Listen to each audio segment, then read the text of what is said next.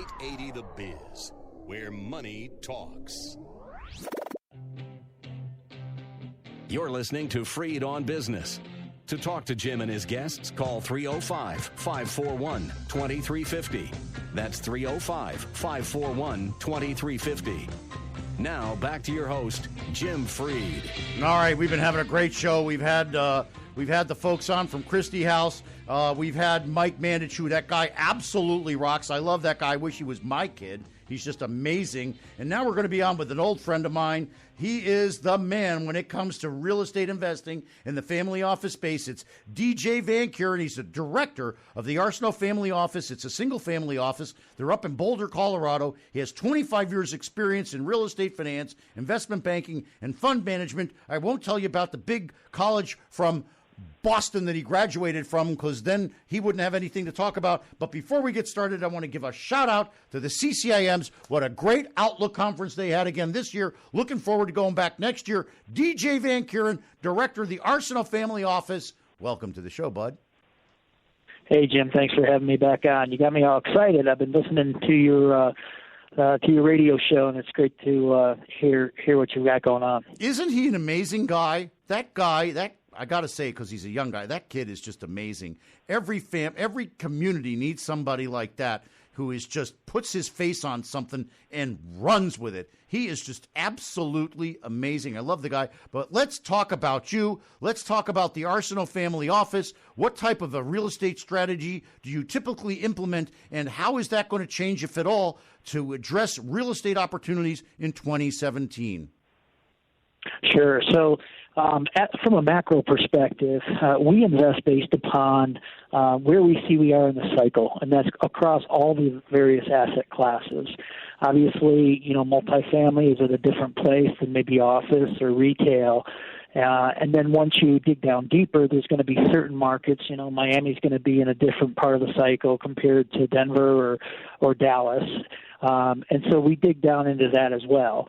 And so we take into consideration all the economics that drives those decisions to be made. So we're cyclical investors and contrarian investors as a whole.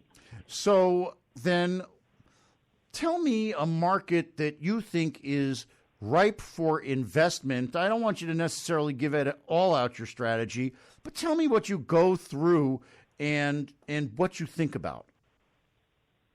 Well, we'll look at all the general information that a lot of people would look at, perhaps housing starts. We're going to look at demographics, which is going to be a big driver. We'll also look at what's happening in the local economy. And then also, where do we feel that they are in the cycle? So a lot of the work that we do is in secondary, tertiary markets. And so, one close to you guys is Orlando in the Florida area. So we're pretty bullish on Orlando and buying various assets. Another one is Columbus, Ohio. And then, parts of Texas, just to name a few. So then product type wise, a lot of people have been investing in multifamily, Texas, Florida. Some people like to go up to the Midwest where they can get a better value in their mind's eye. So I had a meeting with a friend of mine that's a single-family office down here, and they've been investing in multifamily, but he's decided that maybe it's time to go on a different track, maybe do some industrial, maybe do some retail. We can now say that industrial is the new retail. Maybe do some healthcare like our guys at AHT are funding. What are your thoughts about sector just generically based on overall demographics and what you've seen in the market?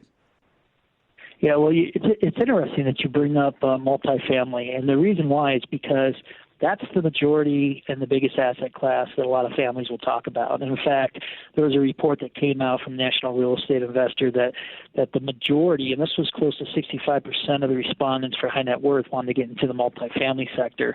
And then it was behind that was industrial, medical office, and then retail. And where we see that we are in the apartment cycle is actually it's time to harvest the process. We are sellers of multifamily, and we feel that the cash flows are going to rapidly deteriorate, and actually distressed apartments are going to emerge in 2018, 2019. So, we're, like I said, we're net sellers. We're going to be waiting for a downturn. We do think there's going to be some type of a recession around 2019 is our estimate, and that's when we plan on, starting to get back into the multifamily side. A couple of the other areas that we actually see some great opportunity is in the housing.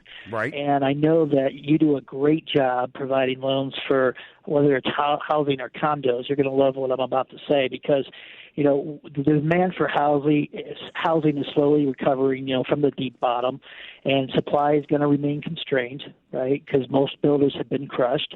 But home building and condos, we expect to grow very rapidly, about 15 to 30% a year. And so that gives us a lot of high growth. Margins are going to remain high and likely improve for the next 5 or 10 years. So we're all in, and we see about an 8 to 9 year run. And so our implementation of that, we feel, is to, build condos and housing. Now, that varies on market, obviously, because every market's different. But as a macro component, that is definitely what we feel on the housing side. And you're obviously a great source to help people enable to do that. The other thing that I will say is that you brought up some commercial.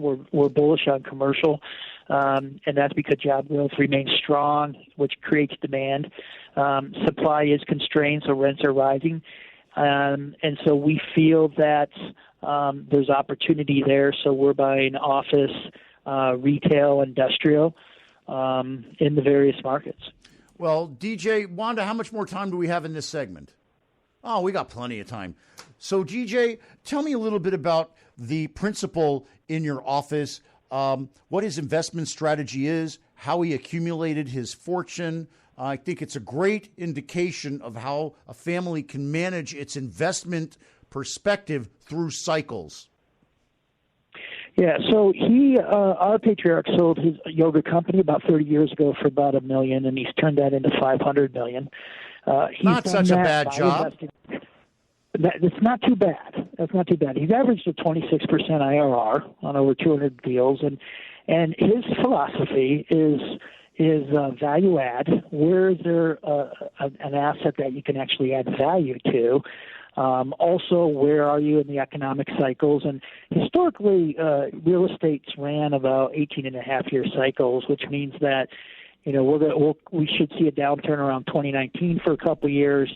We'll see additional growth for 6-7 years, and then we expect another recession around 2029, 2030.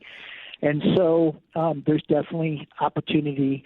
And, one of the biggest things, Jim, that I think that he has that I think people need to take to heart is that his attitude is if I can't get a 25% IRR, I won't even look at a deal.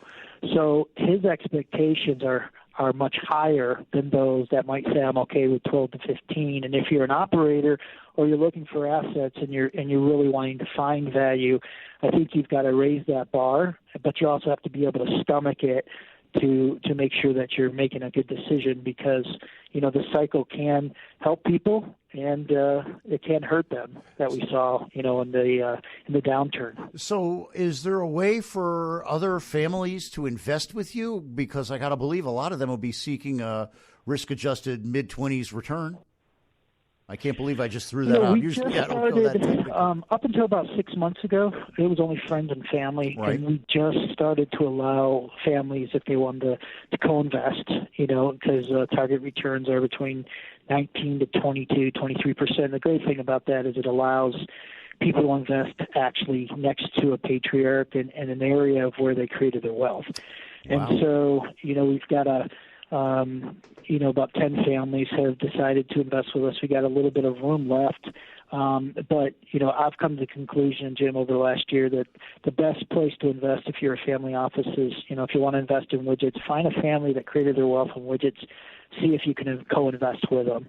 And not only is that a trend, but, you've got somebody that's all in, which is an important thing to do or to have when you're an investor. Well, I think I want to bring my family over there and invest with you guys, too. Listen, it's time to take a break. DJ, if people want to get a hold of you, how do they get some more information about co-investments with you and your family? Sure. So they can email me at dvankeuren, that's D as in David, VANKEUREN, at realcapitalsolutions.com. That's D. Van Keuren at realcapitalsolutions.com, or they can call me direct at 303-533-1730. And Jim, I want to thank you. You're doing a great job with everything that you're doing, and I support anybody that's looking to get some type of a loan or be helped out.